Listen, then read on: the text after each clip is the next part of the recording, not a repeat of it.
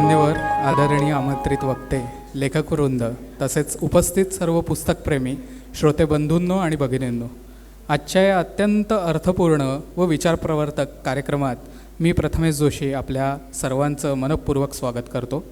आज आपण येथे डॉक्टर अद्वैत पाध्ये लिखित समर्थ मनासाठी श्लोक मनाचे या पुस्तक प्रकाशन सोहळ्यासाठी जमलो आहोत.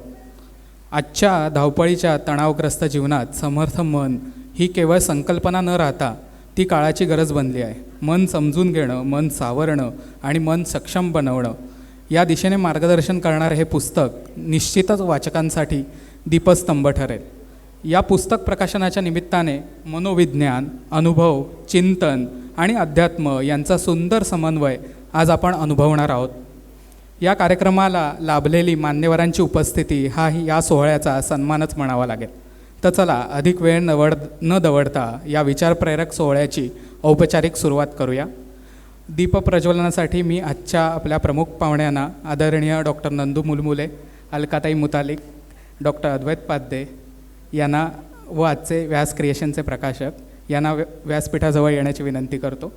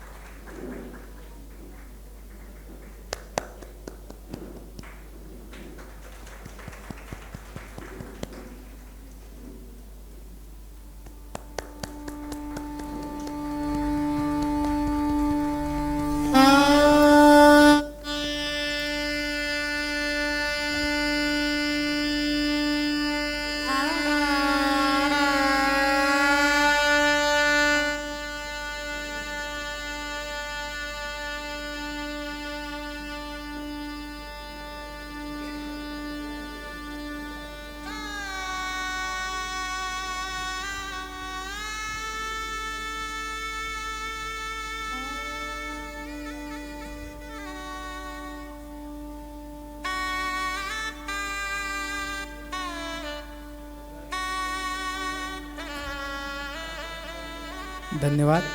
आता मी सर्व मान्यवरांना व्यासपीठावर येऊन बसण्याची विनंती करतो.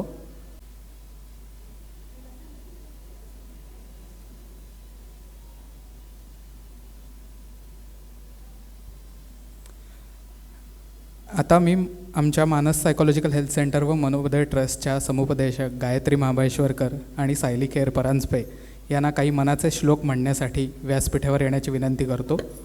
त्यांच्याबरोबर आपण सर्व देखील हे श्लोक म्हणणार आहोत.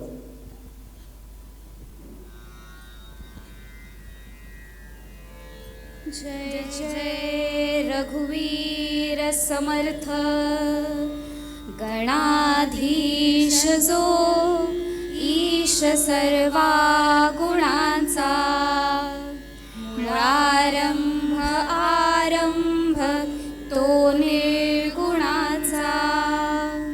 नमो शारदा मूळ चत्वार वाचा, गमो पंथ आनंत या राघवाचा. मना सज्जना भक्ती पंथेची जावे, तरी श्री हरी पाविजे तो स्वभावे. जनी निंद्यते सर्व सोडून द्यावे, जनी वंद्यते सर्व भावे करावे. प्रभाते मनी राम चिंतित जावा, पुढे वळी खरी राम आधी वदावा. सदाचार हा थोर सांडून येतो, जनी तो चितो मानवी धन्य होतो. मना वासना दुष्ट कामान ये रे, मना सर्वथा पाप बुद्धी नको रे. मना धर्मथा नीती सोडू नको हो, मना अंतरी सार विचार राहो.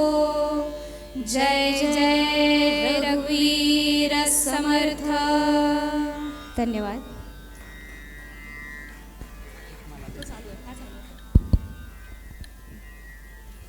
धन्यवाद गायत्री सायली. आता आजचे प्रमुख पाहुणे डॉक्टर नंदू मुलमुले सर यांचा सत्कार करण्याची विनंती मी डॉक्टर अद्वैत पाध्ये यांना करतो.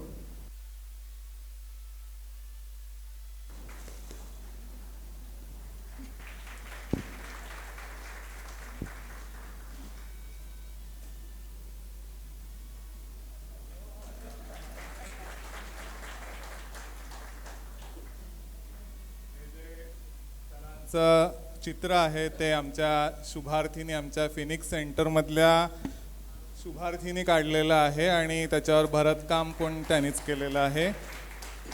ॲक्च्युली जूनमध्ये कार्यक्रम जो झाला होता त्याला सर आधी येणार होते, पण काही कारणाने नंतर त्यांना जमलं नाही. तेव्हापासून ही पिशवी त्यांची बॅग त्यांची वाट बघत होती. तो योग आज जुळून आलेला आहे. हा दुरुस्त झालेला शुभार्थी असावा, कारण माझ्या डोक्यावर खूप केस दाखवून त्यांनी माझ्यावर उपकार केलेले आहेत. त्याबद्दल त्याचे मी आभार मानतो. धन्यवाद. त्याचबरोबर आजच्या आपल्या दुसऱ्या प्रमुख पाहुण्या आदरणीय अलकाताई मुतालिक यांचा सत्कार करण्याची विनंती मी व्यास क्रिएशनच्या वैशाली गायकवाड यांना करतो.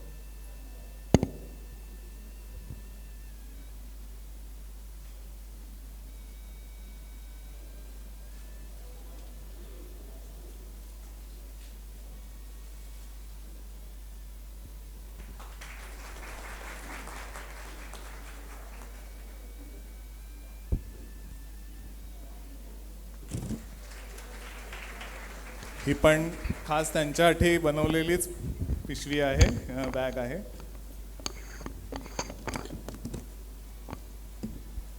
आता मी प्रकाशकांना विनंती करतो की त्यांनी या पुस्तकाबद्दल आपलं प्रास्ताविक मांडावं. सर्वप्रथम सगळ्यांचं स्वागत करते. आदरणीय व्यासपीठावरील मान्यवर अलकाताई मुतालिक, डॉक्टर मुलमुले सर आणि डॉक्टर पाध्ये सर आणि उपस्थित तुम्ही सर्व मान्यवर सगळ्यांचं इथे सहर्ष स्वागत करते. खरं तर व्यास क्रिएशनतर्फे सरांचं हे तिसरं पुस्तक सरांनी प्रकाशित करण्याची संधी दिली आहे, त्याबद्दल सरांचे मनापासून मी आभार मानते.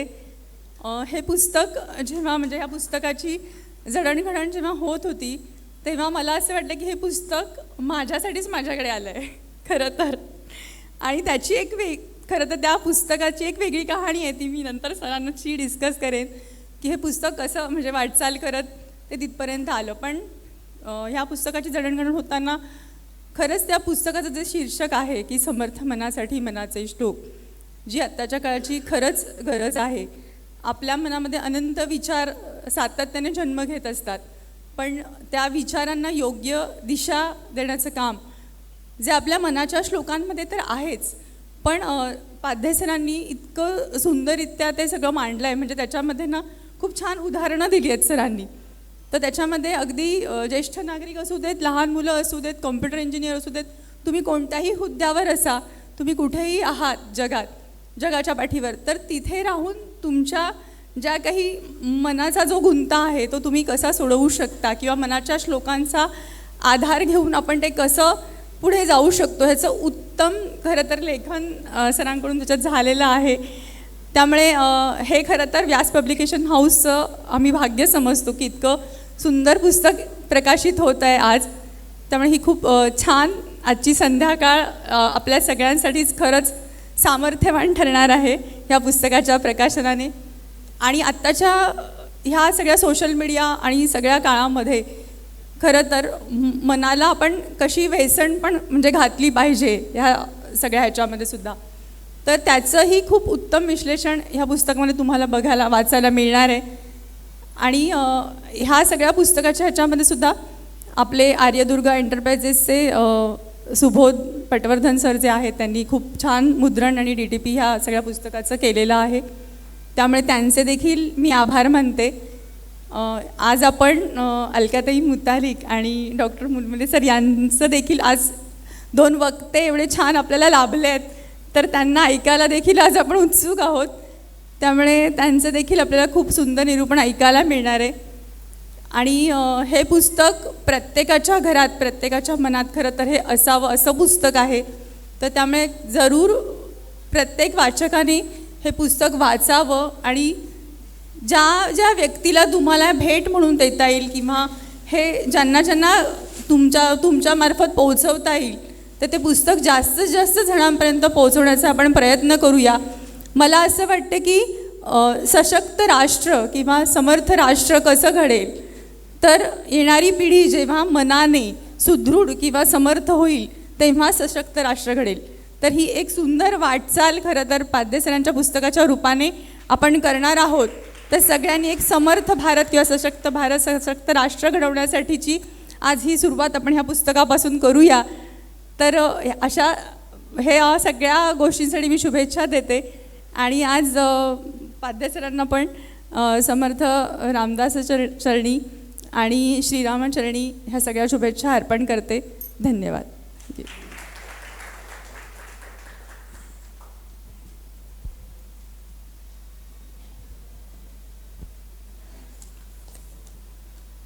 खूप छान Vaishali madam, thank you so much, धन्यवाद.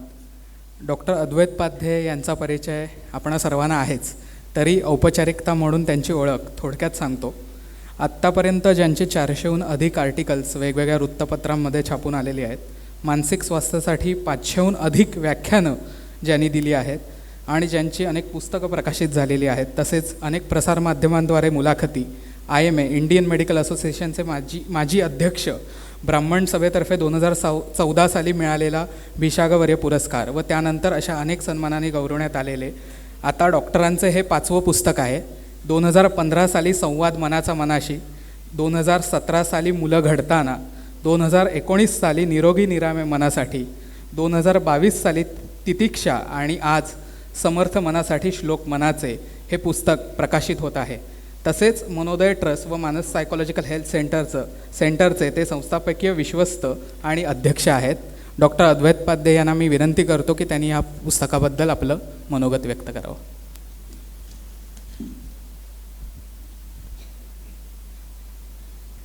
आता व्यासपीठावर उपस्थित असलेल्या आदरणीय अलकाताई मोतालिक, आदरणीय डॉक्टर नंदू मुलमुले सर आणि व्यास पब्लिकेशनच्या प्रकाशक वैशाली गायकवाड आणि आजच्या या प्रेमदिनाच्या दिवशी या पुस्तकाचं जे प्रकाशन होतं आहे, तर त्या प्रेमदिनाच्या दिवशी समर्थांवर भक्तिरूप प्रेम असलेले आणि पुस्तक आणि वाचनावर प्रेम असलेल्या आणि शिवाय आमच्याही प्रेमापोटी इथे सगळ्या जे तुम्ही जमलेले आहात त्या सगळ्या मित्रांना मैत्रिणींना मी अभिवादन करतो.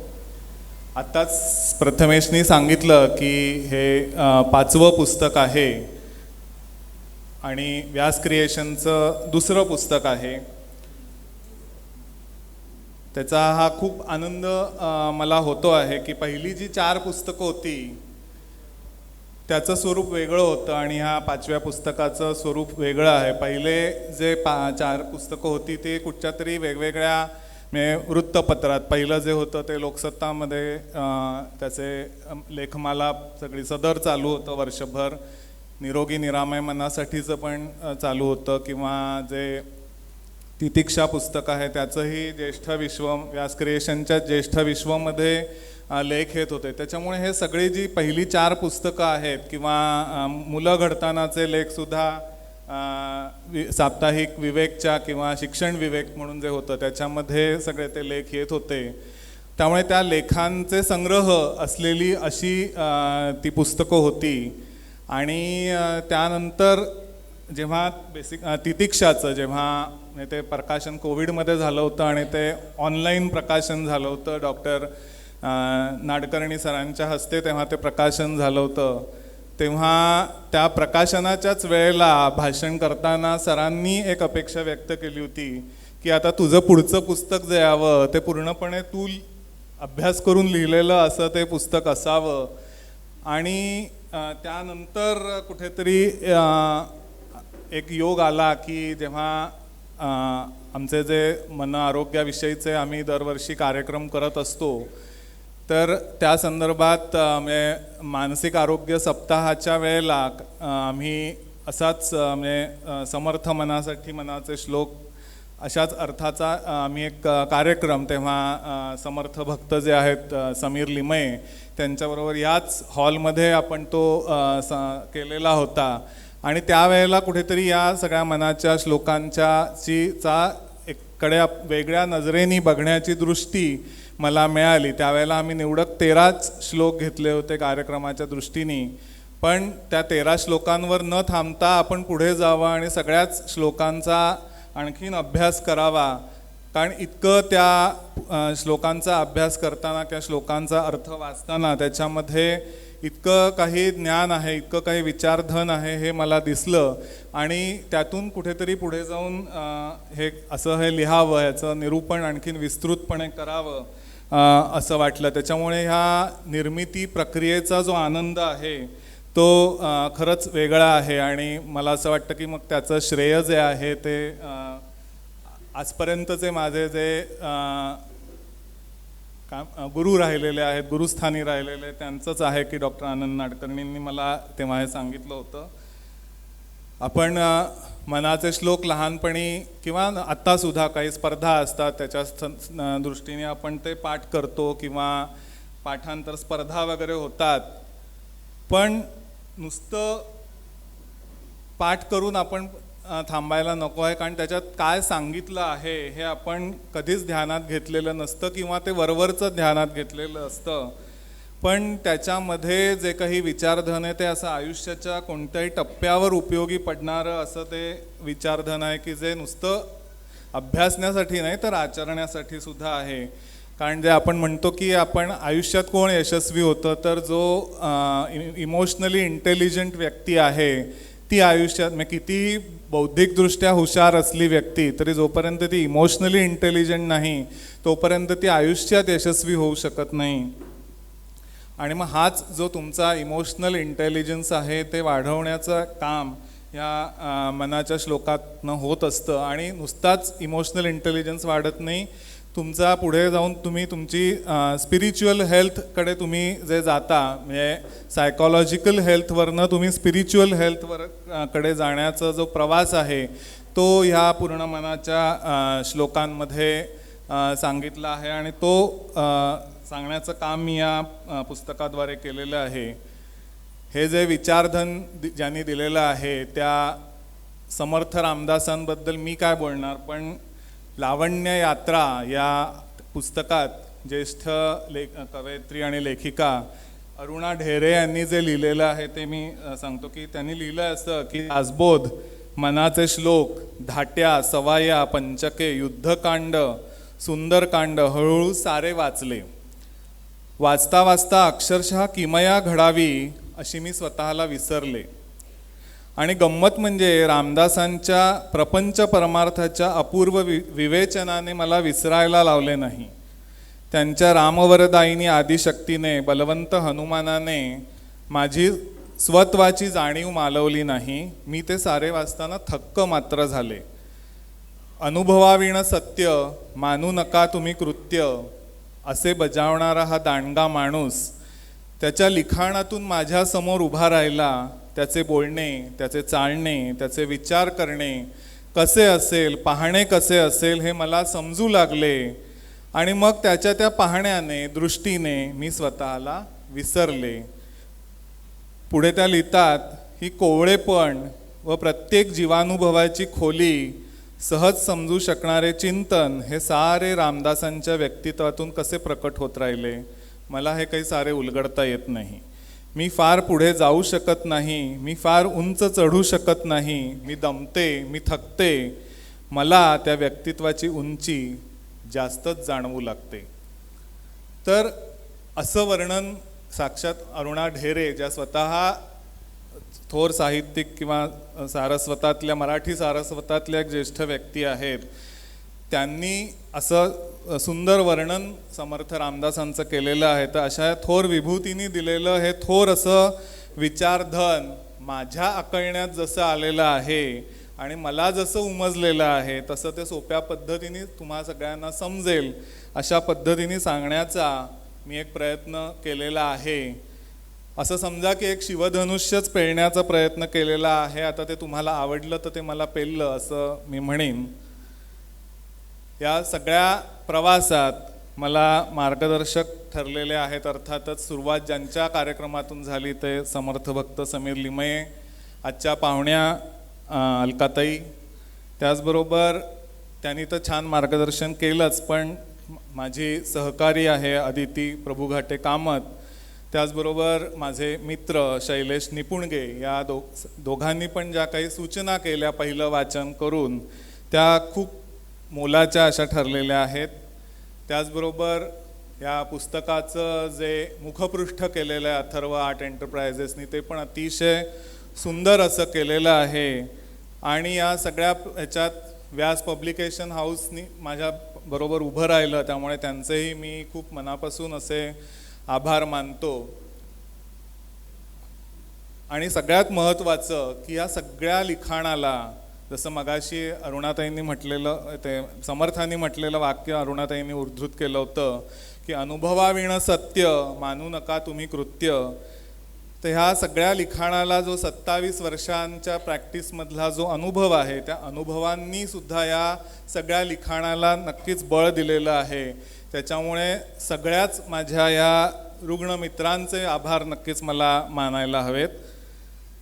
आज या पुस्तकाला आशीर्वाद द्यायला हे दोघं दिग्गज व्यक्ती आलेले आहेत. एक संत साहित्याच्या अभ्यासक असलेल्या अलकाताई, त्यांचं मार्गदर्शन पुस्तकाला लाभलं आहे. त्यांनी प्रस्तावनाही पुस्तकाला लिहिलेली आहे, पण त्याचबरोबर आज त्यांचा आशीर्वादही या पुस्तकाला मिळणार आहेत.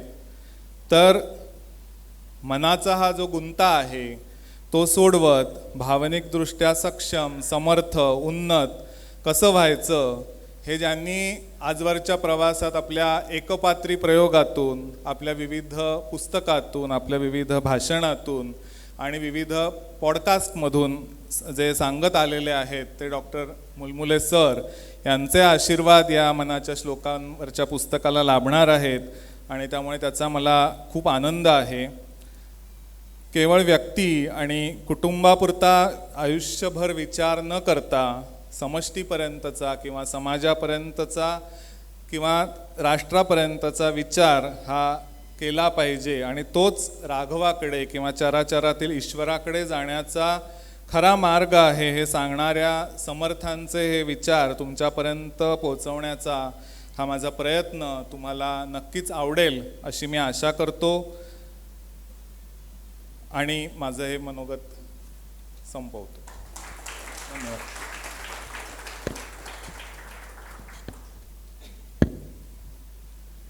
आता मी व्यासपीठावरील सर्व मान्यवरांना आजचं हे पुस्तक प्रकाशित करण्याची विनंती करतो.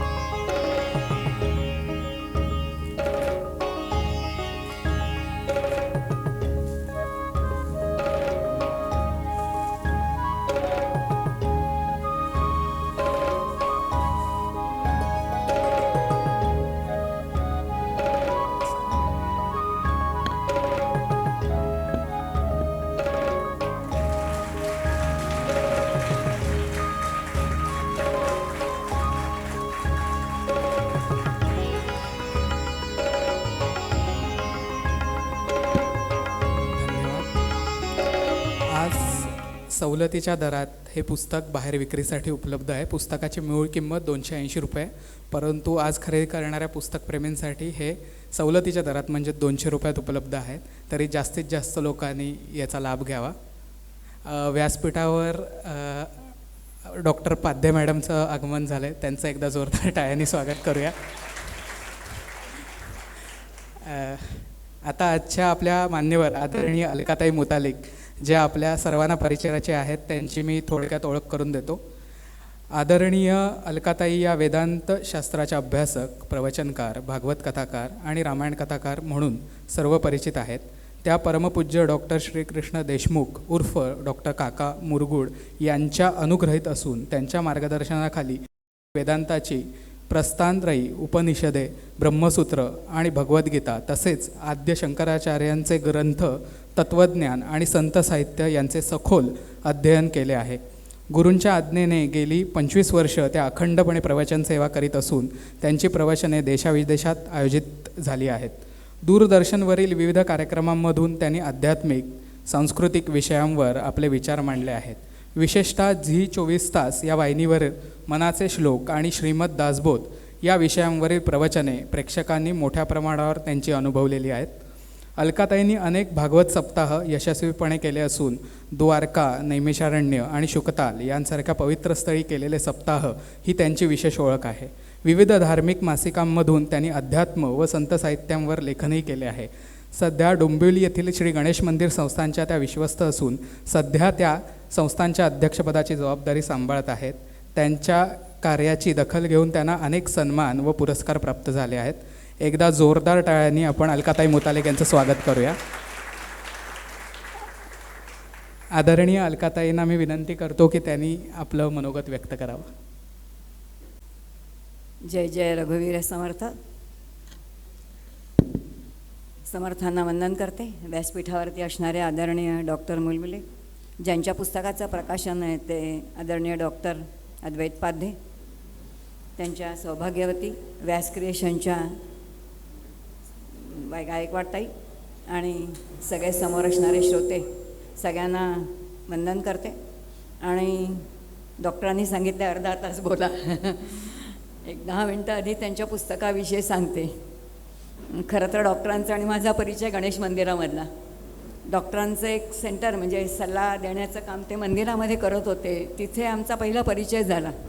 तेव्हा मी मंदिरात खूपच नवीन होते, पण छोटी छोटी मुलं काय काय चुका करायचे आणि काय पती पत्नी नवीन यायचे. आणि त्यावेळेला आमचे मोहन दातार डॉक्टरांकडे घेऊन जायचे आणि मी डॉक्टरांकडे जायचे. असा आमचा परिचय झाला.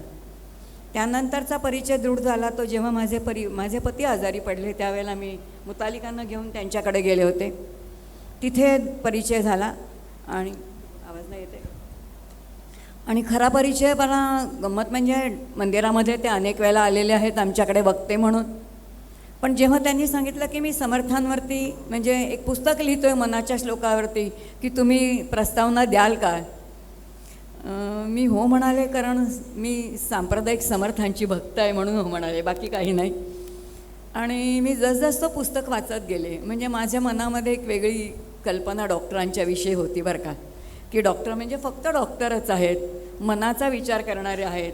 आणि त्यामुळे सायकॉलॉजिकल ते असं काहीतरी वेगळे लिहितील आणि असं काही वेगळं असेल तर ते मला कळेल का, अशा अनेक शंका कुशंका माझ्या मनात होत्या.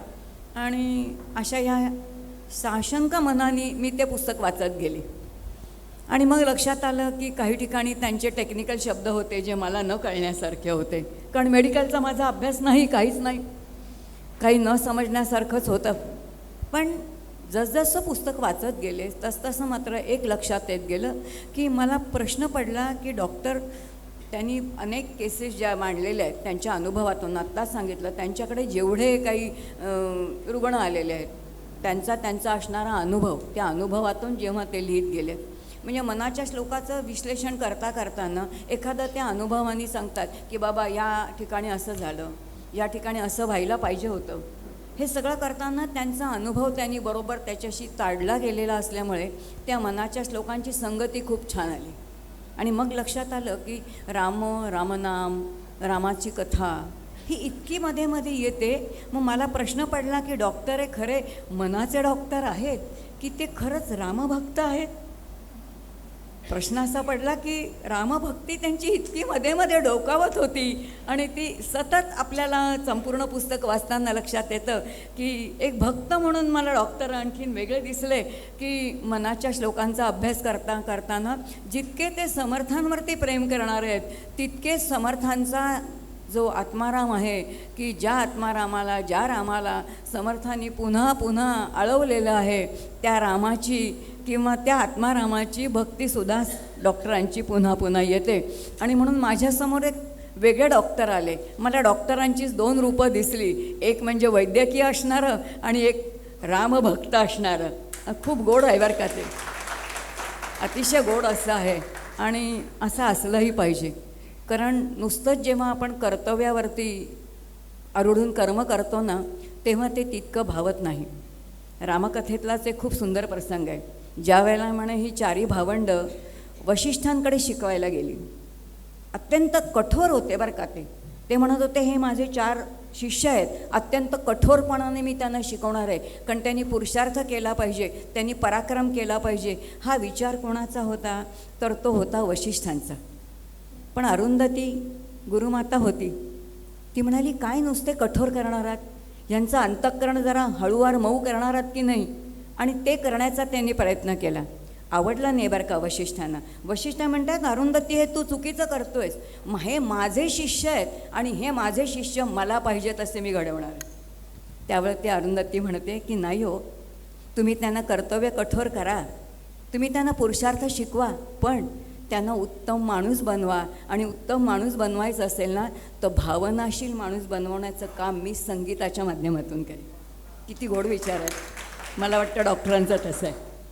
म्हणजे कुठेतरी ते त्यांच्या व्यवसायाशी अत्यंत निगडीत आहेत आणि व्यवसायाशी निगडीत असताना त्यांनी त्यांच्या कर्मालाही तितक्याच न्याय दिला आहे. पण त्या कर्माला न्याय देताना अंतःकरणाची मशागत जी करायची असते ती कुठेतरी सश्रद्ध होऊनच ठेवावी लागते. मला केवळ बुद्धीने ते चालत नाही, कारण बुद्धीने सगळं मिळत नाही. बुद्धीने सगळं काही होत नाही, भावनेने पुष्कळ काही मिळतं. आणि ती भावना की जी आपण परमात्म्याच्या चरणी जर लीन झालो ना तर ती आपल्याला मिळते. आणि ती कुठेतरी ती भावना मला डॉक्टरांकडे खूप छान दिसली. आणि म्हणून मला वाटतं या दोन्हीचा म्हणजे बुद्धीचा आणि मनाचा, कारण मन जे आहे ते हळूवार आहे आणि बुद्धी जी आहे ती अत्यंत साक्षीभावाने काम करणारी आहे. या सगळ्याचा विचार डॉक्टरांनी खूप छान त्या पुस्तकामध्ये केलेला आहे, ज्याच्यामध्ये समर्थ मन आपलं कसं करायचं हे त्यांनी अनुभवाने सांगितलेलं आहे. अतिशय सुंदर सांगितलेलं आहे. जे पूर्ण पुस्तक मी वाचलेलं आहे आणि त्यामुळे मी 100% सांगू शकते की डॉक्टरांनी त्याच्यात काय काय लिहिलेलं आहे, किती प्रकाराने लिहिलेलं आहे. ह्या डॉक्टरांच्या विषयीच्या माझ्या भावना मी व्यक्त केल्या. डॉक्टर म्हणाले थोडंफार तुम्ही बोला, एक 10 मिनटं किंवा 15 मिनटं मी प्रत्यक्ष सांप्रदायिक समर्थांचे मनाचे श्लोक यावर सांगते. खूप सुंदर आहे, कारण मी सांप्रदायिक आहे. सांप्रदायिक म्हणजे गडावरती आम्ही जाऊन समर्थांचा सांप्रदायिक अनुग्रह घेतला आहे, त्यामुळे आम्हाला गडाची वारी आहे, गडाचं कार्य करायचे अशी श्रीगुरूंची आज्ञा आहे. आणि सांप्रदायिक अभ्यास करताना शास्त्रशुद्ध अभ्यास केला आणि तो म्हणजे परमपूज्य मारुतीबुवांनी सांगितला तसा. गंमत अशी आहे की समर्थांचं वाङ्मय आत्ता सांगितलं किती आहे. आज जवळजवळ उपलब्ध असलेलं 48,000 ओव्यांचं उपलब्ध आहे आणि जवळजवळ तेवढीच बाळं अजून धुळ्याला आहेत जी काढलेली नाही आहेत. म्हणजे जवळजवळ 80 ते 85,000 ओव्यांचं आज उपलब्ध असणारं वाङ्मय समर्थांचं आहे. त्यातलं हे जे 3 आहे जे आपण म्हणतो मनाचे श्लोक, दासबोध आणि आत्माराम, ह्या तिन्हीला समर्थांची प्रस्थानत्रयी असं म्हटलं जातं. प्रस्थानत्रयी याचा अर्थ आपल्या सगळ्यांचा एक प्रस्थान आम्ही करत असतो. म्हणजे आपल्या जीवनाचा प्रवास आहे. प्रवास म्हणजे प्रस्थान आहे. आणि प्रस्थानत्रयी याचा अर्थ आपल्या जीवनाच्या प्रवासामध्ये 3 गोष्टींचा आपल्याला खूप उपयोग होतो आणि त्याचा उपयोग होण्यासाठी जे ग्रंथ आहेत त्याला प्रस्थानत्रयी म्हणतात. फक्त हा प्रवास कोणताही बहिरंगातला नाही, हा अंतरंगातला प्रवास आहे. आणि या अंतरंगाच्या प्रवासामध्ये पहिली येते ती म्हणजे वैदिक प्रस्थानत्रयी, ज्याला आपण उपनिषद म्हणतो, ब्रह्मसूत्र म्हणतो आणि भगवद्गीता म्हणतो. आणि प्रत्येक संतांची प्रस्थानत्रयी आहे. त्या संतांच्या प्रस्थानत्रयीतील समर्थांची प्रस्थानत्रयी आहे ती म्हणजे मनोबोध, दासबोध आणि आत्माराम. ह्याचा एक क्रम आहे बरं का. क्रम म्हणजे प्रस्थानत्रयीचा क्रम आहे. पहिला ग्रंथ श्रवणाचा असतो, दुसरा ग्रंथ मननाचा असतो आणि तिसरा निधिध्यासनाचा असतो, प्रत्यक्ष साधनेचा असतो. तसंच समर्थांचं आहे. मनाचे श्लोक हे श्रवणासाठी आहेत आणि श्रवणासाठी असले तरी आत्ता आपण बघितलं की लहानपणापासून आम्ही मनाचे श्लोक म्हणतो, आपले पाठ आहे तो. पण खरंच सांगा, पहिल्या ओळीचं दुसऱ्या ओळीचं चिंतन केलं की गणाधीश जो ईश सर्वा गुणाचा, मुळारंभ आरंभ तो निर्गुणाचा. मुळारंभ आणि आरंभ 2 शब्द का वापरले? का वापरले? विचार केला तर आपल्याला उत्तर कळणारच नाही. कारण त्याचं उत्तर कळणार नाही कारण आपण जेव्हा मनाच्या श्लोकाचा खरोखर शास्त्रशुद्ध अभ्यास करायला जातो तेव्हा लक्षात येईल की आपली जी दशोपनिषद आहेत त्या दशोपनिषदातील ऐतरेय उपनिषदावरचं मुक्त चिंतन म्हणजे समर्थांचे मनाचे श्लोक आहेत. या ऐतरेय उपनिषदामध्ये मनाची 16 कार्य दिली, अत्यंत सूक्ष्म अशी कार्य आहेत मनाची. म्हणजे ज्याला जाणीव म्हटलेलं आहे, ज्याला अहंकार म्हटलेलं आहे, ज्याला ज्योती म्हटलेलं आहे, अशी 16 वेगवेगळी कार्य आहेत.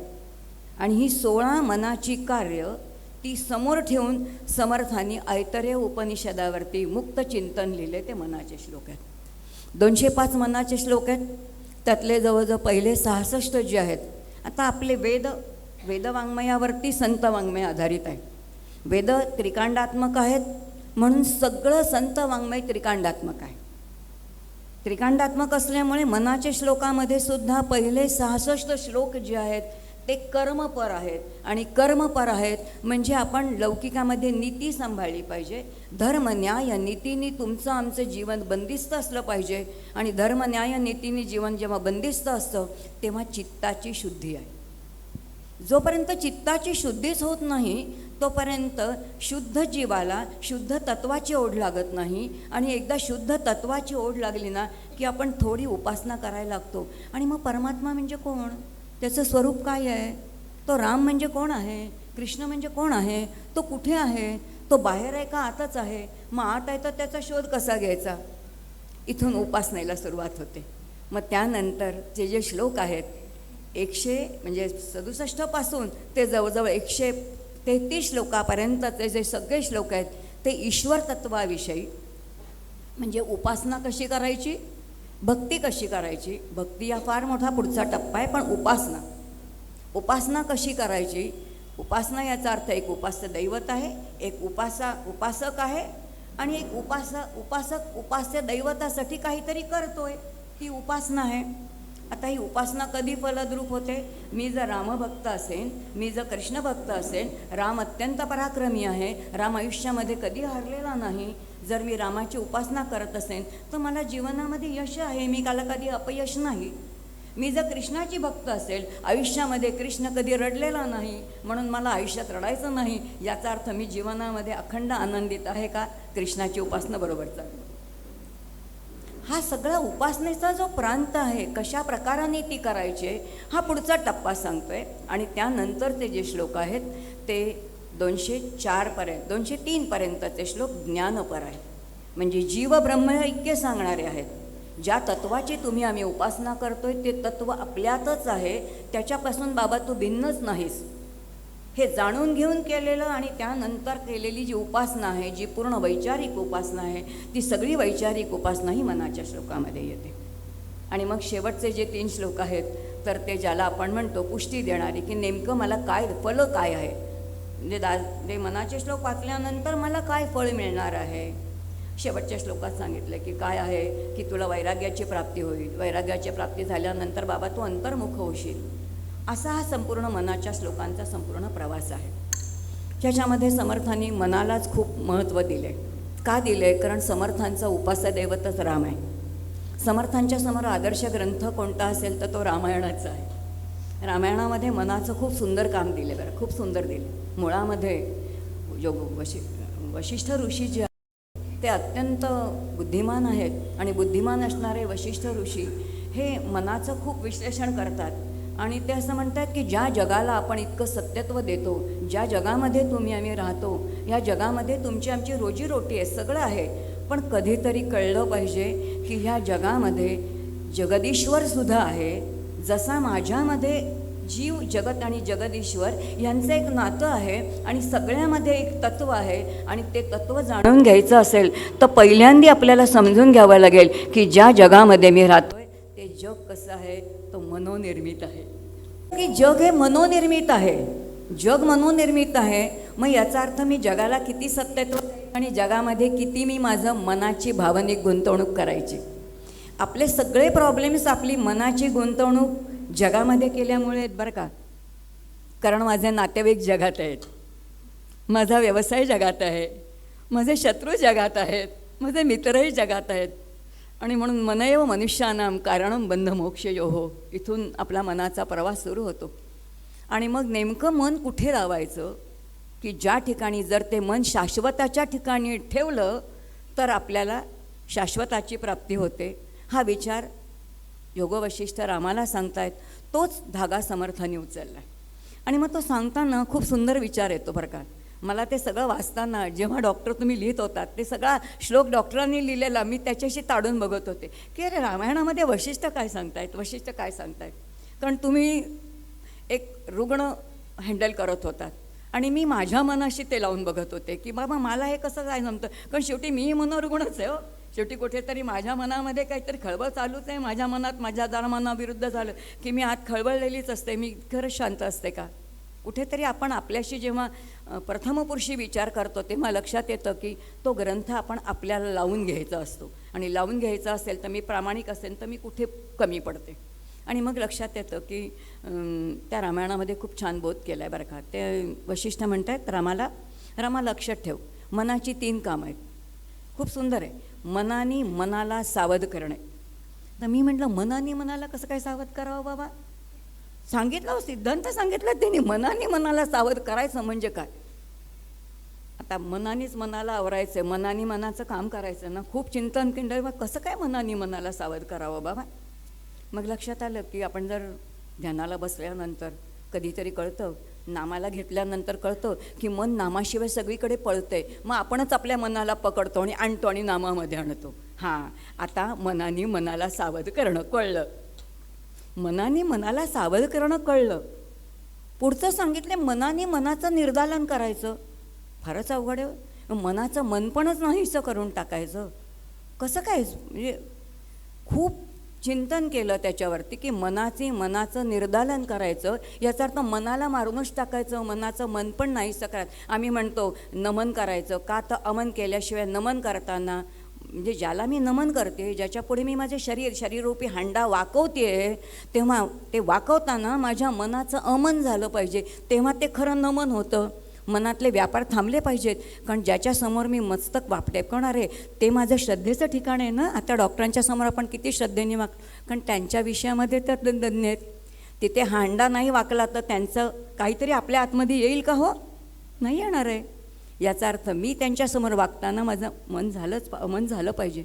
हे सगळं लक्षात येताना कळतं की मनाने मनाचं निर्दालन करणं म्हणजे काय. याचा अर्थ मनाला मारायचं कसं कळलंच नाही हो.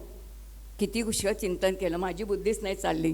पण अशा वेळेला संत येतात आपल्या आज्ञेला. संत आपल्या मदतीला येतात. आणि मग परमपूज्य मंदाते आल्या होत्या. मंदात्यांना म्हटलं मंदाते सांगा ना मनाचं निर्दालन कसं करायचं. त्यांनी इतकं सोपं सांगितलं. त्या म्हणाल्या अगं काही नाही गं, तुला कधीतरी वाटलं ना शिरा खावासा वाटतं की नाही कधी ते. म्हटलं वाटतं ना, शिरा पण खावासा वाटतो, उपमा पण खावासा वाटतो. त्या म्हणाल्या मनाला सांगायचं आज नाही खायचं बरं का, उद्या देईन तुला. आज खायचं नाही उद्या देईन. दिलाच नाही ना तर ते मन उफाळून उठेल. त्या भावना आणि वासना उफाळतात आणि उफाळलेल्या वासना पुढच्या जन्माला कारणीभूत होतात. मला पुढचं नको असेल तर त्याला आज देणार नाही सांगायचं. 2 दिवसांनी उपमा किंवा शिरा करायचा. देवा एखादी छोटीशी पोथी वाचायची, त्याचाच प्रसाद दाखवायचा आणि प्रसाद ग्रहण करायचा. प्रसाद ग्रहण केला तर जीवनाचा प्रसाद झाल्याशिवाय राहत. किती गोड आहे हो. मनाने मनाचं निर्दालन किती सुंदर सांगितलं. आणि तिसरं सांगितलं मनाने मनाचं काय करायचं, तर मनाने मनाला मन कुठे कुठे जातं आहे त्या मनाचं रूपांतर चित्तामध्ये करायचं. कारण मन वायुतत्वाचं आहे. मग लक्षात आलं की मनाने ध्यान नाही करता येत, मनाने अभ्यास नाही करता येत. कारण मन वायुतत्वाचं आहे शास्त्र सांगतं. आणि वायू तर एका ठिकाणी राहूच शकत नाही, तो फिरणारा आहे. मग त्याचं रूपांतर बदलून चित्तामध्ये करायचं असेल तर मनाचा एक खूप सुंदर गोड असा गुण आहे. माऊली म्हणतात, ज्ञानेश्वरीमध्ये माऊलींची एक सुंदर उभी आहे. माऊली म्हणतात या मनाची या सोके. हे मन सोकणारं आहे. त्याला जी आवडतं ना तिथंच जाऊन ते चिकटतं आणि ते चिकटलं की तिथेच राहतं. आणि ते मन तिथंच राहिलं की त्या मनाचं मन पण जातं आणि त्याचं रूपांतर चित्तात होतं. याचा अर्थ अवधारणात्मका वृत्ती स एव चित्त. हा चित्त झालं की चित्ताने अध्ययन करता येतं, अभ्यास करता येतो, ध्यान करता येतं, सगळंच करता येतो. म्हणजे मनाने किती सुंदर विचार म्हणजे अध्यात्म मार्गातून आपल्याला संत सगळे जे संत आहेत ना ते पक्के मनाचा विचार करणारे आहेत. उपनिषदामध्ये मनाचाच विचार आहे. उपनिषदामध्ये काही सोडायला सांगितलेलं नाही आहे. सगळे भोग भोगा, सगळं करा, पण व्यापकतेने भोगा, अखंड आनंदामध्ये ठेवा. बघाल तिथे आनंद आहे, आनंदाशिवाय दुसरं काही नाही आहे. आनंदाएव एव, आनंदामधून जायते, ज्याला म्हणतो जन्म तिथेच आहे, लय तिथेच आहे. मग हे सगळं असेल तर या मनाचा थोडं मन अनुकूल करून घ्यायचं, आणि मन अनुकूल करून घेतलं की त्याचं रूपांतर चित्तात होतं, आणि चित्ताचं रूपांतर झालं की आपलं कामच झालं, आपलं ध्येयच आपल्या हाती येतं. कारण चित्ताने आपलं ध्येय आपल्या हाती येतं. अभ्यास एकांतामध्ये जर विद्यार्थी असतील तर त्यांचा अभ्यास उत्तम होतो. आपण जे काम एकाग्रतेनं केलं ते उत्तमच होतं आणि ते यशच देतं. किती साधा मनाचा असा प्रवास आपल्याला संत ग्रंथाच्या माध्यमातून सांगतात, आणि तोच सगळा अभ्यास डॉक्टर तुम्ही तुमच्या ग्रंथातून सांगितलेला आहे. आणि म्हणून एक वेगळा अभ्यास जो काही आहे की समर्थांच्या प्रस्थानत्रयीतला अभ्यास. समर्थ म्हणतात की पहिल्यांदी श्रवणाची सोय आहे, आणि मग दासबोधामध्ये जिथे मननाची सोय आहे.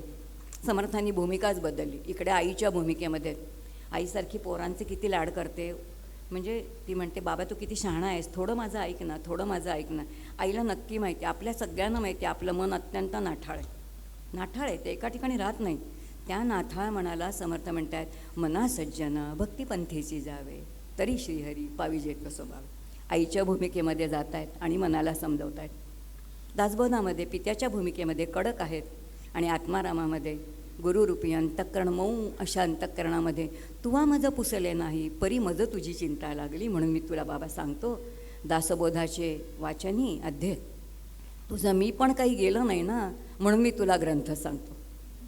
म्हणून समर्थांचे विचार अतिशय सुंदर आहेत. आणि समर्थांच्या मनाच्या श्लोकावरती जेव्हा डॉक्टरांनी लिहिलं तेव्हा समर्थांच्या श्रद्धेने मी हो म्हटलं, आणि एक वेगळा मला अभ्यासाचा विषय मिळाला. मी तिथून मलाही पुष्कळ काही तपासलं, आणि मग लक्षात आलं की मी डॉक्टरांशी म्हणतो डॉक्टर मला हे वाचताना माझं अध्यात्मशास्त्र येते. कारण तिथे मनाची व्याख्या वेगळी आहे, बुद्धीची व्याख्या वेगळी आहे, चित्ताची वेगळी आहे, तिथे सगळं वेगळंच आहे ना, भाषा ती वेगळी आहे. खरं शास्त्र वेगळंच आहे, कारण मन कुठे आहे माहिती नाही. विज्ञानामध्ये मन कुठे आहे माहिती नाही आहे, मन त्याला इंद्रिय कुठे आहे माहिती नाही. पण अध्यात्मामध्ये नक्की सांगितलं आहे की जेवढ्या शरीरामध्ये आत्मतत्व बंदिस्त आहे, या आत्म्यामध्ये आत्म्याचा प्रकाश जेव्हा बुद्धितत्व घेतो त्याच्यापुढे मग एकच अंतःकरण आहे. ते जेव्हा संकल्प विकल्प करतं तेव्हा त्याला मन म्हणतात, निर्णय देतो तेव्हा त्याला बुद्धी म्हणतात, धरून ठेवतं त्याला चित्त म्हणतात, आणि तोच अहंकार अहम अहम करतो तेव्हा. याचा अर्थ कार्य बदललं की नाव बदललं. जसं आपण म्हणतो ईश्वर एकच आहे, निर्माता करायला लागला तर त्याला ब्रह्मदेव म्हणतो, स्थिती सांभाळायला लागलं तर त्याला आपण विष्णू म्हणतो, आणि लय करायला लागला तर आपण त्याला काय म्हणतो तर शिवशंकर म्हणतो. अगदी हे सगळं शास्त्र मला असं ते दिसायला लागलं, आणि मला वाटायला लागलं मला हा ग्रंथ कळेल की नाही. पण डॉक्टर असं काही झालं नाही. खूप छान लिहिलेला ग्रंथ आहे.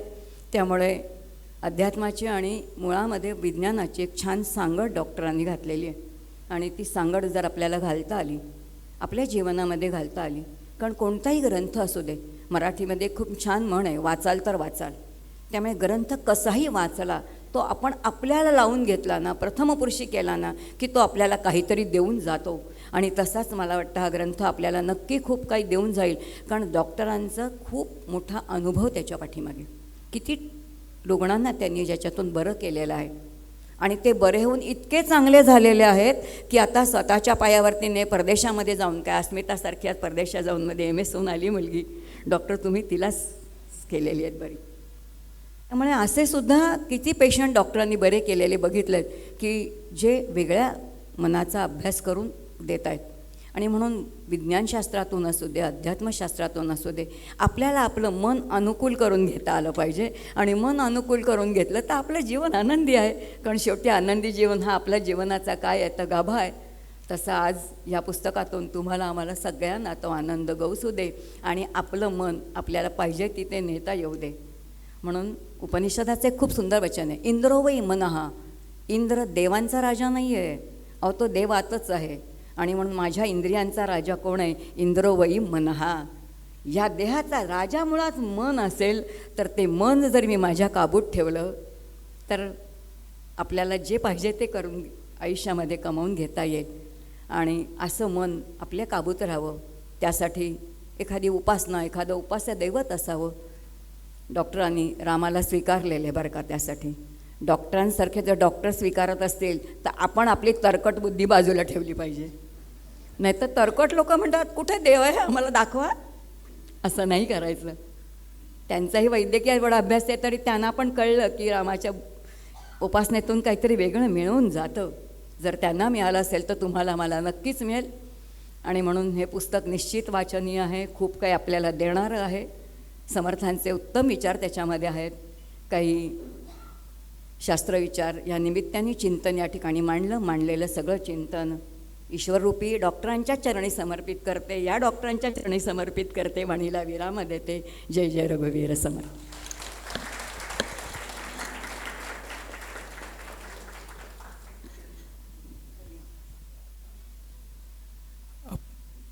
अप्रतिम अलकाताई, खूप छान. अगदी ऐकत राहावं असं वाटत होतं, पण वेळेची मर्यादा असल्यामुळे कार्यक्रमात आपण पुढे जातो आहे. कार्यक्रमात पुढे वळताना व्यास क्रिएशन व परिवाराची पुस्तक प्रकाशनाच्या कार्यक्रमादरम्यान शाल व पुस्तक देऊन शुभेच्छा देण्याची परंपरा आहे. 800हून अधिक पुस्तक प्रकाशन कार्यक्रमात ते ही परंपरा करत आलेले आहेत. तर आजच्या देखील या शुभ दिवशी व्यास क्रिएशन व आर्यादुर्ग एंटरप्राइजेसचे संचालक सुबोध पटवर्धन यांच्या हस्ते डॉक्टर अद्वैत पाध्ये यांचा सत्कार होतो आहे. सुबोध पटवर्धन यांना मी व्यासपीठावर येण्याची विनंती करतो.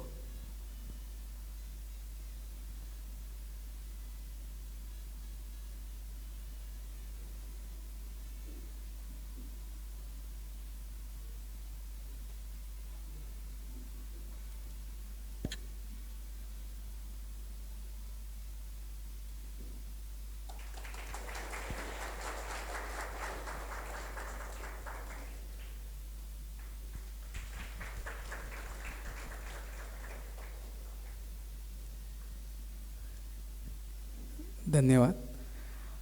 आता कार्यक्रमात पुढे जाताना आजचे आपले दुसरे प्रमुख पाहुणे डॉक्टर नंदू मुलमुले सर. सगळ्यांना परिचयाचे आहेतच, पण त्यांची देखील मी थोडक्यात ओळख करून देतो. सायन हॉस्पिटल मुंबई येथून मनोविकारशास्त्रात MD पदव्युत्तर शिक्षण त्यांनी सुवर्ण पदकासह पूर्ण केले असून त्यानंतर तब्बल 40 वर्ष सल्लागार तज्ज्ञ म्हणून ते यशस्वी वैद्यकीय सेवा बजावत आहेत. मानसशास्त्र सामान्य माणसापर्यंत पोचवण्यासाठी त्यांनी सादर केलेला मनाची ये गुंती हा एकपात्री मनोरंजक व अभ्यासपूर्ण कार्यक्रम महाराष्ट्रभर जवळपास 500 प्रयोगांद्वारे रसिकांपर्यंत पोचला. या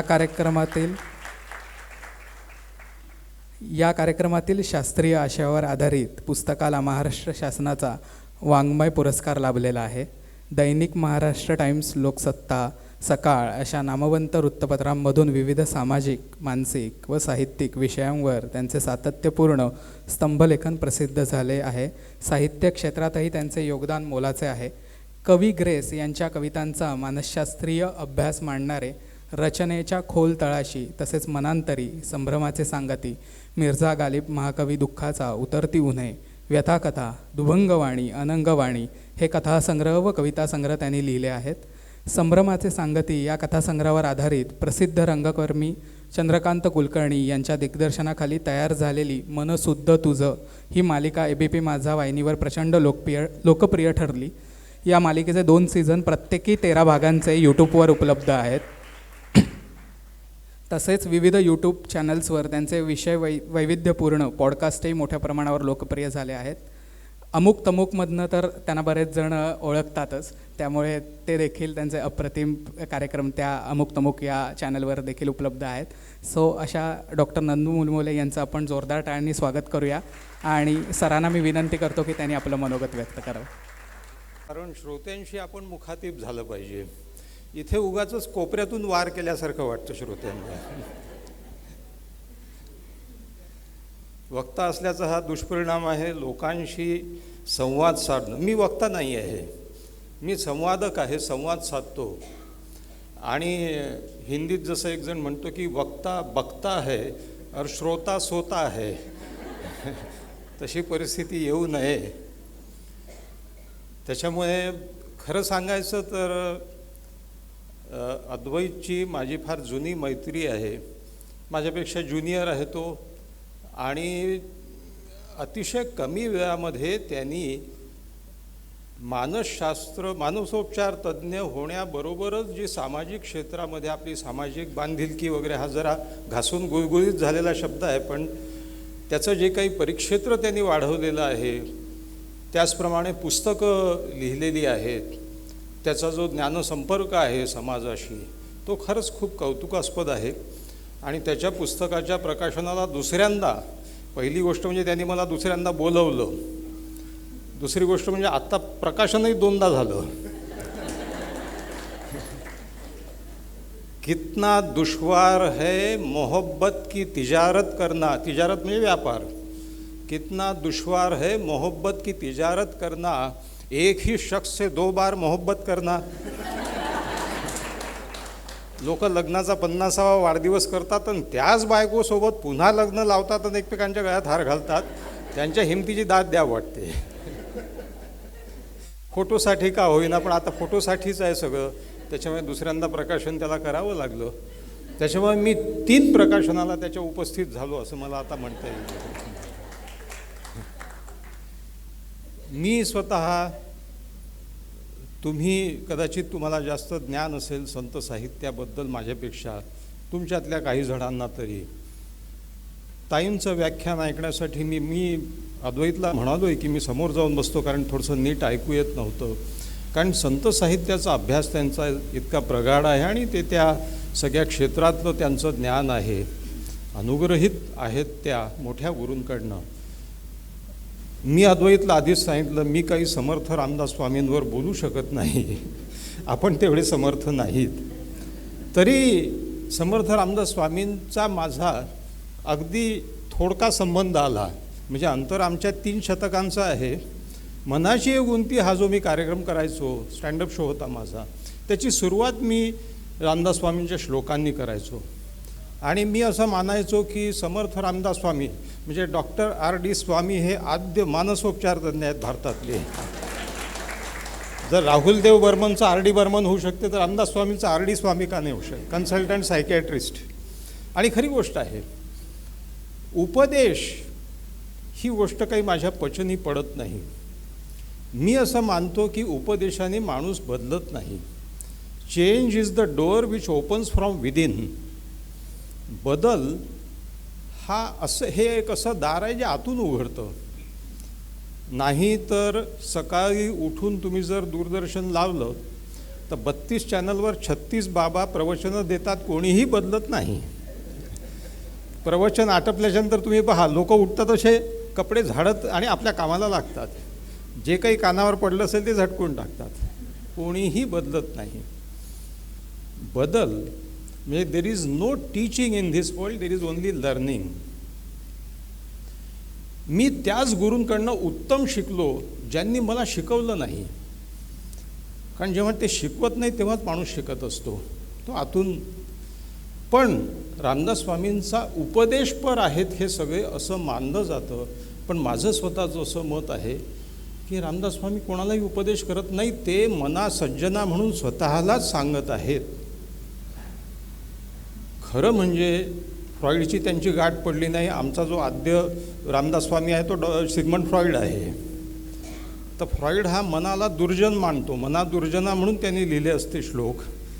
रामदास स्वामी स्वतःला मना सज्जना म्हणवतात. याचं कारण सज्जन करण्याकडे कसा कल वाढवता येईल माणसाचा, हे ते सगळं उपदेशात भाग आहे. एक गमतीचा किस्सा आठवतो मला.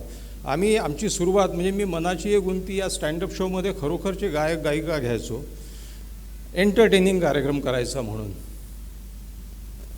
आमचे जे गायक होते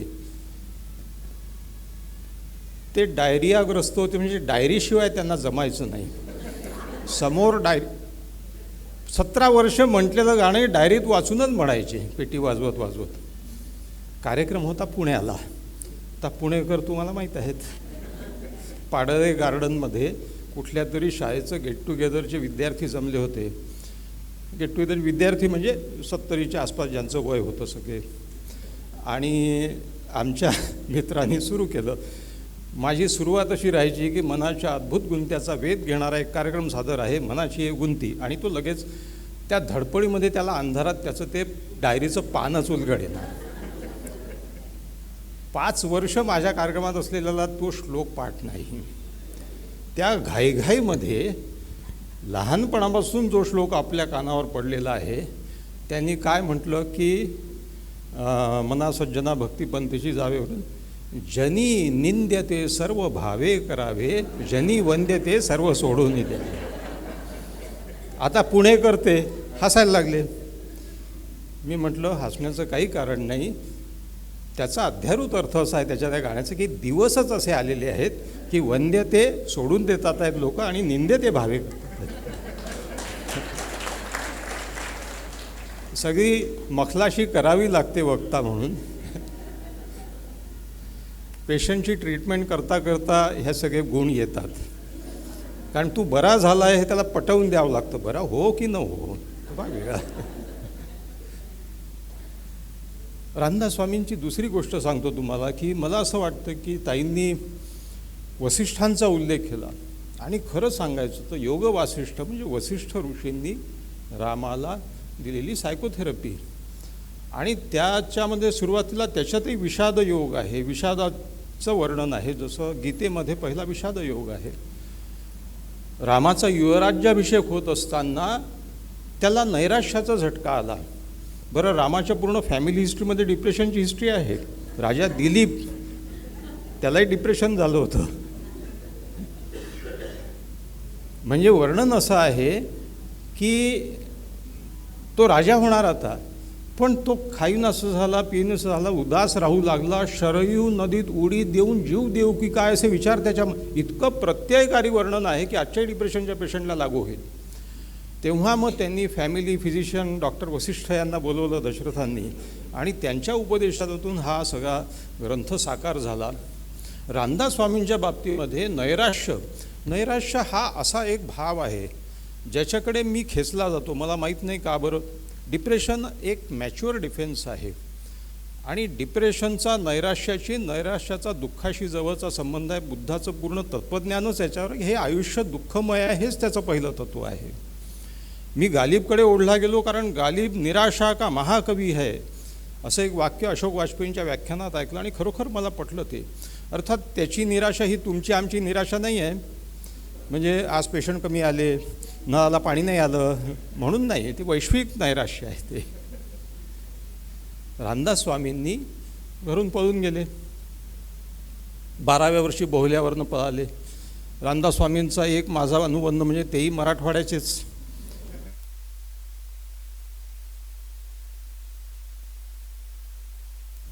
हां, माझं कार्यक्षेत्र मराठवाडा, जरी मी मूळचा विदर्भातला असलो, शिक्षण मुंबईत झालं आणि तर तो एक रामदास स्वामीचा माझा जो काही आमच्याच गावचे, जालना जिल्ह्यातले जामचे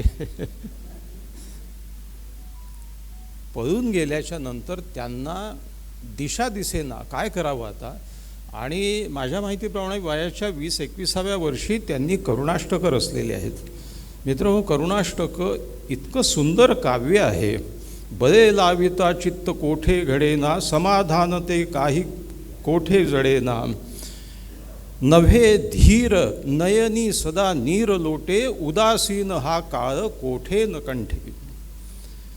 संपूर्ण डिप्रेशनचं उत्कृष्ट वर्णन आहे, प्रत्ययकारी वर्णन आहे आणि अतिशय काव्यानी ओथंबलेलं असं ते सगळं आहे. सगळे संत बरेचसे कवितेच्या रूपानेच सगळं त्यांचं तत्त्वज्ञान पुढे गेलेलं आहे. सायकोलॉजीचा उगम फिलॉसॉफीतून झालेला आहे. सोडतो आहे, याची बॅटरी संपत आली किंवा याला आता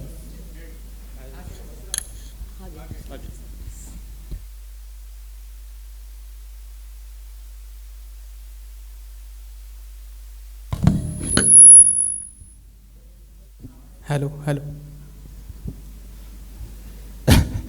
मला असं वाटलं की बाय डिफॉल्ट मोड अद्वैतने याच्यात काही घालून ठेवलेलं आहे की आता 7:15-7:30 वाजत आले की यांची ताकद कमी व्हावी. बरं, मी माईक इतके आहे की एक संपला की दुसरा घ्यायचा. म्हणजे मला तो शेर आठवतो, अपनी तो आशिकी का ये किस्सा मुख्तसर है, हम खुदा से भी जा मिले दिलबर बदल बदल कर. प्रेम आणि आता काय व्हॅलेंटाईन्स डे आहे आज, स्त्रियांची संख्या लक्षणीय आहे, त्याच कारणामुळे असेल. अद्वैतनी तर छायाचित्रकारसुद्धा लेडी फोटोग्राफर बोलवलेली आहे. आणि मी त्याला सांगितलं की या दिवसाचा अनुबंध रामदास स्वामींशी लागो की न लागो, माझ्या व्याख्यानाशी निश्चित लागणार आहे, कारण दिवसाचं महात्म्य आहे तेही पाहावं लागतं. आणि प्रेमाची गोष्ट अशी आहे की जसं आत्ता प्रेमाचा उल्लेख झाला की श्रीरामाचं प्रेम, पण मग सूफी तत्त्वज्ञानच हे आहे की प्रियकर प्रेयसीचा दृष्टांत वापरून ईश्वर आणि भक्त याच्या प्रेमापर्यंत ते सगळं जात असतं. अर्थात मी त्या पिढीचा प्रतिनिधी आहे की ज्याच्यामध्ये प्रेम व्यक्त करणं हे जरा अवघड होतं. म्हणजे आमच्या ह्या आयुष्यात अनेक संध्या आल्या, इथे संधीचं बहुवचन संध्या समजावं, कोणाचं नाव नाही.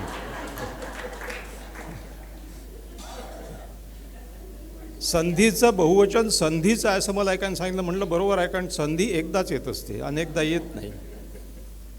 जे काही येतात आल्या त्याच्यात गंमत अशी झाली की हिम्मत या जगामध्ये बहुतांश लोक एक तर संधी अभावी किंवा हिमती अभावी चारित्र्यशील राहिलेले आहेत. आम्ही हिमती अभावी राहिलो. इश्क के दिन चमकीले हो गए, हुस्न के दिन नुकीले हो गए, हम इजहार करने में थोड़े ढीले हो गए, तब तक उनके हाथ पीले हो गए.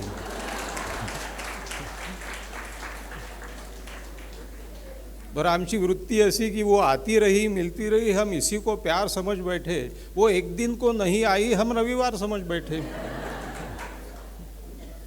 पण या शायरनी आजच्या मुलींना पडेल असा फार छान उपदेश केलेला आहे. तो असं म्हणतो की दिल एक को दो पर नेक को दो, ये सत्यनारायण का प्रसाद नहीं जो हर एक को दो. हाही एक भाग आहे. लोक वृक्ष होत चाललेले आहे. खरं म्हणजे प्रेमात ती ताकद आहे जी प्रेम मनातला भाव जागृत करते. लोक पैशाच्या मागे लागलेले आहेत.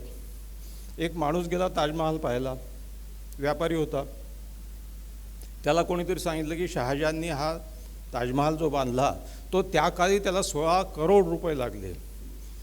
तर तो असं म्हणाला की ऐश बादशाह तूने बनवाया ताज, मुमताज की याद में जाते जाते, अरे ऐसे कितने ही मुमताज तो करोड रुपये के ब्याज में आते. ही सगळी प्रेमाची कहाणी आहे. आता मी या वयापर्यंत येऊन पोचलेलो की सगळ्या काय म्हणता येईल संध्या समाप्त झालेल्या आहेत. मी काल नाशिकला एका कार्यक्रमाला गेलो होतो.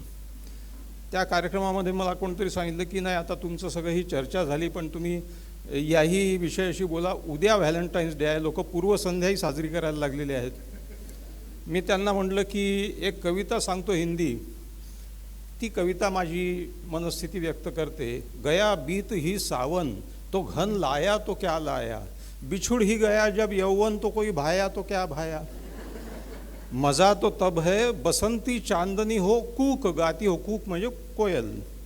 मज़ा तो तब है बसंती चांदनी हो, कूक गाती हो, अगर पतझड़ में किसी कोयल ने बाहर गाया तो क्या गाया.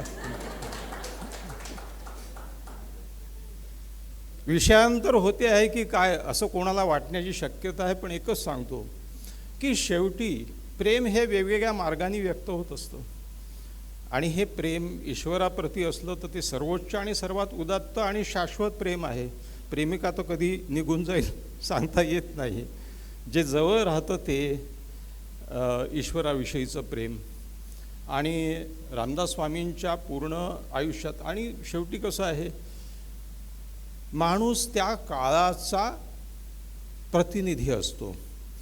मला या गोष्टीचं फार वाईट वाटतं की तुम्ही आजचा काळ आणि 16व्या शतकात झालेल्या माणसाची विचारसरणी, नीतिमत्ता किंवा त्याचे जे काही आहे तर त्याच्यावर अन्याय आहे हे निकष त्याला लावून की त्यांनी हे नाही केलं, ते नाही केलं किंवा अमकं नाही झालं, धमकं नाही झालं.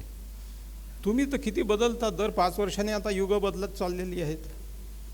नीतिमूल्य बदलत चाललेली आहे.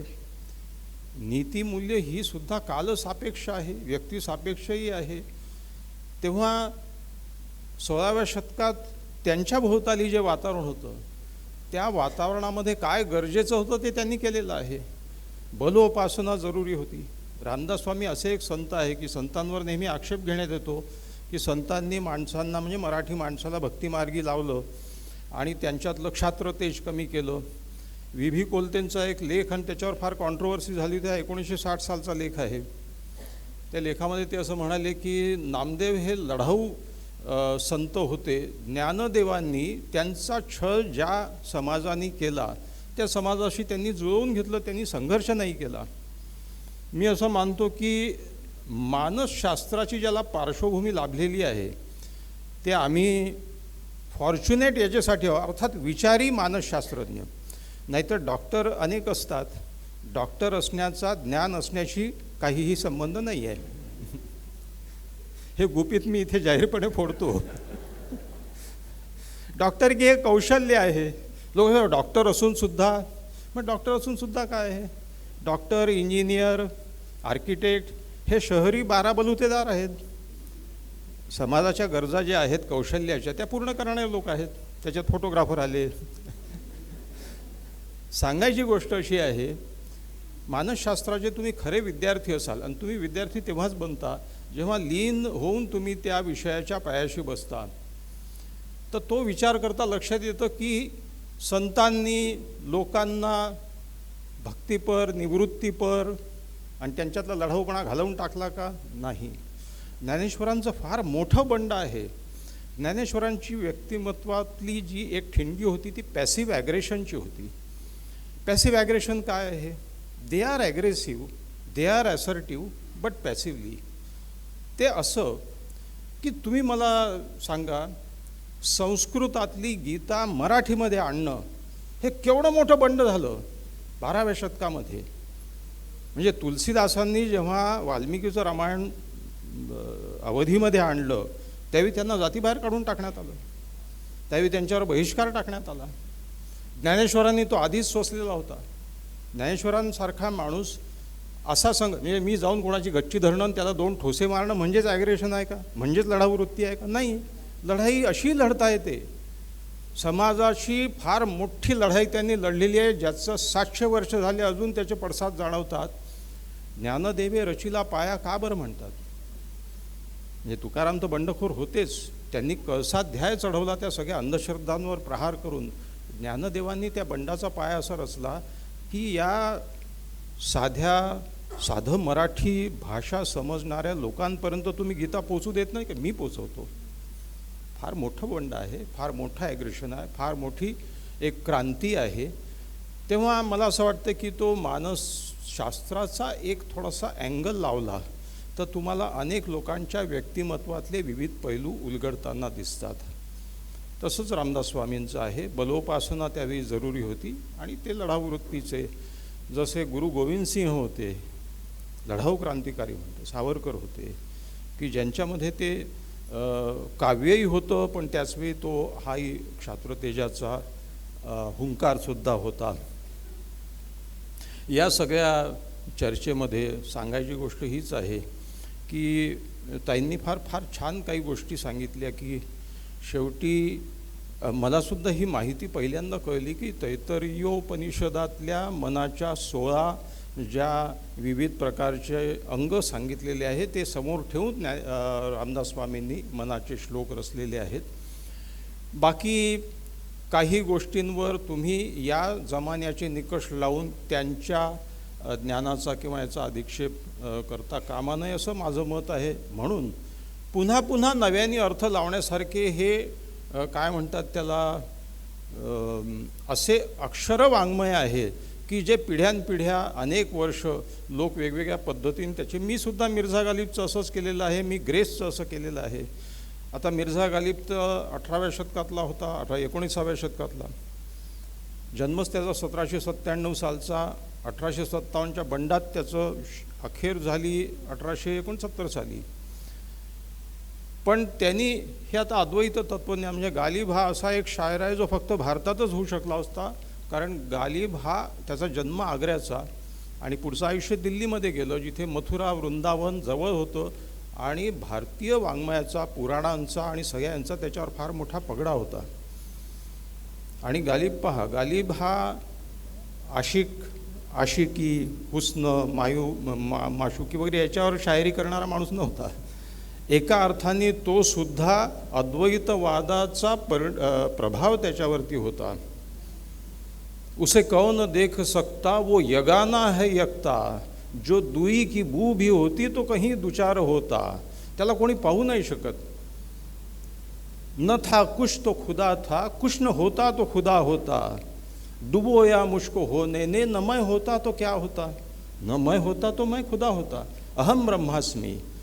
अहम ब्रह्मास्मीचं तत्व या सगळ्या याच्यामध्ये दिसतं. माझ्या पुस्तकामध्ये मी तेच मांडलेलं आहे. प्रेमाविषयी तर गालिबचं फार छान शेर आहे. बुलबुल के कारोबार पे खंदा हा ए गुल. म्हणजे ते फूल हसत्या या त्या पक्षाला की जो झेपावतो आहे सतत प्रेमाने त्याच्याकडे. कारण तो असं म्हणतो की इश्क बुलबुल के कारोबार पे खंदा हाय गुल, कहते हैं इश्क जिसे खलल है दिमाग का. खरं म्हणजे तरुण पिढीला प्रेमाचं जर शास्त्र समजावून सांगितलं तर प्रेम काय म्हणतात, प्रेमात वाया जाणे आणि प्रेमात प्रेमभंग होणे आणि नंतर आयुष्य उद्ध्वस्त होणे, या सगळ्या गोष्टी कमी तरी होऊ शकतात जे समजून घ्यायला तयार आहेत की प्रेम म्हणजे काय आहे. प्रेम म्हणजे काही संप्रेरक आणि न्यूरोट्रान्समीटर यांचा खेळ आहे, याच्या पलीकडे काहीही नाही. फ्रेडरिक नीत्शे तर असं म्हणतो की तरुणींना विशेष करून तो असं म्हणतो की प्रेम ही निसर्गाची फसवणूक आहे. तो तुमच्या संप्रेरकांची कारंजी उसळायला लावतो, तुम्हाला प्रेमात पडायला लावतो. निसर्गाला फक्त ही पिढी पुढे जावी याचंच त्याचा स्वार्थ आहे. त्याला तुमच्या प्रेमाशी आणि तुमच्या मग प्रियकराशी आणि तुमच्या लग्नाशी, निसर्गामध्ये लग्न नाही आहे, निसर्गामध्ये प्रेम आहे. शेर शेरनी से नहीं डरता क्योंकि प्यार करता है, पति पत्नी से डरता है क्योंकि प्यार नहीं करता, शादी करता है. आपल्या धर्मामध्ये प्रेमाचा एकही सण नाही. व्हॅलेंटाईन डे का बरं आयात करावा लागला? आपल्याकडे नागासाठी सण आहे, बैलासाठी आहे, गाईसाठी आहे. प्रेमाचा सण. आपली संस्कृती का असं, प्रेम करू नका, लग्न करा. परंतु हे जर मानसशास्त्र जसं अद्वैतनी या पुस्तकामध्ये त्या श्लोकांना लावलेलं आहे, त्या सगळ्या विवेचनाला लावलेलं आहे, प्रत्येक गोष्टीला मी पॉडकास्ट करतो म्हणून प्रसिद्ध आहे, मी लेख लिहितो वगैरे वगैरे. लोक अमुक तमुक मुलमुले असंच मला म्हणतात. याचं कारण आहे की हे काय काय चांगलं आहे ते मला सांगावं वाटतं लोकांना. म्हणजे पुलं जसं म्हणतात की अरे हे पहा किती छान आहे, हे समष्टीला सांगण्याची अनिवार्य माझी भूक. मी मनाची गुंती कार्यक्रम करायचो. मी मुंबईच्या व्यावसायिक रंगभूमीवर 50 प्रयोग केले आहे. वेडेपणाच होता तो. समोर 200-100 लोक करायचं. वेड्यांनीच या जगाची दिशा बदलवलेली आहे. माणूस शहाणा असतं तर नसता. तर एका प्रयोगाला मी गडकरी आपलं याला बोरिवलीला ठाकरे सभागृहात प्रयोग होता. एक मोठे नट आले होते. अमोल बावडेकर माझ्यासोबत गायचं त्यावेळी. अमोलचे मित्र होते ते. त्यांचा प्रयोग आटपला होता. ते थांबले, बसल्यानंतर आतमध्ये आले ते इंटरवलमध्ये. अगदी इंटरवल करून मी कार्यक्रम करायचो होतो 2 तासाचा. तर ते आले आणि ते म्हणाले की डॉक्टर खरंच तुम्ही इतकं छान सांगता, हे सगळं ज्ञान देता. हा कार्यक्रम खरं तर काय 200-250 लोक आहे, चांगलं नाही वाटत. हा कार्यक्रम हाऊसफुल व्हायला पाहिजे. मी म्हटलं हा कार्यक्रम हाऊसफुल आहे. म्हणे कसा? म्हटलं माझी हाऊसफुल झाली, कार्यक्रम हाऊसफुल. काय करायचं आहे? जोपर्यंत बोलावं असं वाटते बोलेन. मी कोणालाही बदलवण्यासाठी बोलत नाही. मला आपोआप होतं तेच परिवर्तन आहे. रामदासस्वामी लिहून गेले, ते काही कोणाला बदलवणे म्हणून ते मना सज्जना, मनालाच बजावतायत, कोणाच्या तुमच्या नाही, स्वतःच्या मनाला बजावतायत. म्हणून ते स्वतः सगळं डिप्रेशनमध्ये करुणाश काही वय अशा आहेत की ते स्वतःला काय म्हणतात त्याला कोसता आहेत. तर हा सगळा बदल जो आहे, हा सगळा जो खटाटोप आहे, जो अद्वैत पुस्तकाच्या रूपाने करत असेल, तो भाषणं व्याख्यानंसुद्धा करतो, हा सगळा खटाटोप माझ्या मते स्वांत सुखाय. मी तर स्वांत सुखाय करतो. त्यातून लोकांना काही आवडीचं त्यांच्या कानी पडत असेल तर तो भाग हा दुय्यम आहे. मनाची गुंतीचं पहिलं माझं वाक्य असायचं की हा कार्यक्रम तुमच्या निखळ मनोरंजनासाठी केलेला आहे, यातून कोणाचं प्रबोधन झालं तर तो निव्वळ साईड इफेक्ट समजावा. कारण मी असं मानतो की प्रेम आणि प्रबोधन ठरवून करता येत नाही. जर ठरवून करत असेल कोणी, हिचा भाऊ पोलीसमध्ये आहे का, हिचा भाऊ कराटे चॅम्पियन आहे का वगैरे, किंवा पैलवान आहे का, हे पाहून वगैरे करत असेल, ते खरं प्रेम नाही आहे. ते कॅल्क्युलेटेड प्रेम आहे. प्रबोधनसुद्धा तसंच आहे. आता मी लोकांचं मन बदलवतो आणि प्रबोधन करतो म्हणून काहीही होत नसतं, आपोआप होतं, तेच खरं आहे. हेच या पुस्तकातूनही होईल. पुस्तक जरूर घ्या, वाचा. अतिशय देखणं पब्लिकेशन आहे. व्यास क्रिएशनचं अभिनंदन केलं पाहिजे. मुखपृष्ठ आकर्षक आहे आणि टाईप अतिशय छान आहे, वाचनीय आहे, चॅप्टर्स केलेले आहे आणि छोट्या छोट्या समर्थ रामदास स्वामींच्या ओव्या आणि त्या ओव्यांना जोडून मग आधुनिक मानसशास्त्राचा त्याचा संबंध अद्वैतनी छान मांडलेला आहे. माझं हे थोडंसं भरकटलेलं, थोडंसं स्वैर, थोडंसं पुन्हा पुन्हा रामदास स्वामींचा खुंटा घट्ट धरून मध्ये मध्ये परत त्याच्यात वक्ता कसा मलखांब कायम पाहिजे, त्याच्यावर उलट्या पालट्या उड्या मारायच्या, पण तो कायम पाहिजे. तो कायम ठेवत माझं जे काही बोलणं आहे ते तुम्ही ऐकून घेतलं, त्याबद्दल मी तुमचे आभार मानतो. आणि अशीच भरभराट अद्वैतची आपल्या आयुष्यात व्हावी आणि अनेक अजून लिखाण त्याच्या हातून व्हावं अशी भावना व्यक्त करतो आणि थांबतो. धन्यवाद. अप्रतिम सर. खऱ्या अर्थाने तुम्ही जसं सुरुवातीला म्हणालात की मी वक्ता नाही, मी संवादक आहे, तर शेरो शायरीच्या माध्यमातून खऱ्या अर्थाने व्हॅलेंटाईन डे आमच्या सगळ्यांचा सेलिब्रेट झाला आहे म्हणायला हरकत नाही. येस. सो कार्यक्रमात पुढे सरकताना एक अनाऊन्समेंट आहे. रविवार दिनांक 8 मार्च रोजी मराठी भाषा दिन आणि महिला दिनाच्या निमित्ताने मानस सायकोलॉजिकल हेल्थ सेंटर व मनोदय ट्रस्ट यांच्या वतीने डॉक्टर अरुणा ढेरे यांच्यासोबत मुलाखत आणि गप्पांचा कार्यक्रम आयोजित केला आहे. तो कार्यक्रम देखील याच ठिकाणी होणार आहे, तर त्या कार्यक्रमाला देखील आपण मोठ्या संख्येने उपस्थित राहाल याची खात्री आहे. आजचा समर्थ मनासाठी पुस्तक प्रकाशन सोहळा मनाला भिडणारा, विचारांना चालना देणारा आणि आत्मपरीक्षणास प्रवृत्त करणारा ठरला यात शंका नाही. मानवी मनाच्या सामर्थ्याविषयी अत्यंत साध्या, समर्पक आणि शास्त्रीय मांडणीतून मार्गदर्शन करणारे हे पुस्तक वाचकांना निश्चितच दिशा देईल असा विश्वास वाटतो. या पुस्तकाचे लेखक डॉक्टर अद्वैत पाध्ये यांचे त्यांच्या अभ्यासपूर्ण लेखनासाठी आणि समाजोपयोगी विचार मांडल्याबद्दल मी मनपूर्वक अभिनंदन आणि आभार व्यक्त करतो. या सोहळ्याला लाभलेली उपस्थिती आणि मार्गदर्शनामुळे कार्यक्रम अधिकच समृद्ध करणारे संवादक डॉक्टर नंदू मुलमुले आणि वक्त्या आदरणीय अलकाताई मुतालिक यांचं देखील मी विशेष आभार मानतो. तसेच आजचा कार्यक्रमात आमचा आवाज तुमच्यापर्यंत ज्यांच्यामुळे पोचू शकला अशा आनंद ऑडिओचे आभार. आजच्या या कार्यक्रमाची छायाचित्र ज्यांनी उत्तम प्रकारे टिपली त्या वेद संस्थेचे आभार. ब्राह्मण सभा, सुरुची कॅटरर्स, अक्षर छापखाना, मुखपृष्ठ सजावट अथर्व आर्ट एंटरप्राइजेस, मुद्रण आर्यादुर्ग एंटरप्राइजेस आणि व्यास पब्लिकेशन यांचे देखील मनपूर्वक आभार. व या कार्यक्रमाची यशस्वी आयोजनासाठी परिश्रम घेतलेल्या आयोजक मंडळींचे, सहकार्य करणाऱ्या सर्व टीमचे आणि उपस्थित राहून कार्यक्रमाची शोभा वाढवणाऱ्या सर्व रसिक श्रोत्यांचे मनपासून आभार. आजच्या मी मगाशी अनाऊन्समेंट केल्याप्रमाणे आज पुस्तकं विक्रीसाठी बाहेर उपलब्ध आहेत सवलतीच्या दरात, तर जास्तीत जास्त लोकांनी त्या गोष्टीचा लाभ घ्यावा. आज या कार्यक्रमातून मिळालेली सकारात्मक ऊर्जा आणि विचारांची समृद्धी आपल्या सर्वांच्या जीवनात समर्थ मन घडवण्यास प्रेरणा देवो हीच सदिच्छा व्यक्त करतो. आणि पुन्हा एकदा कार्यक्रमाची सांगता आपण मनाच्या 204 आणि 205व्या श्लोकांनी म्हणून करणार आहोत. आपल्या उपस्थितीबद्दल धन्यवाद. जय जय रघुवीर समर्थ. मना संग हा सर्व संसार तोडी, मना संग हा मोक्ष तात्काळ जोडी, मना संग हा साधका शीघ्र सोडी, मना संग हा द्वैत निशेष मोडी. मनाची शते ऐकता दोष जाती, मती मंदते साधना योग्य होती. चढे ज्ञान वैराग्य सामर्थ्य अंगी, म्हणे दास विश्वासताम मुक्तिभोगी. जय जय रघुवीर समर्थ. धन्यवाद.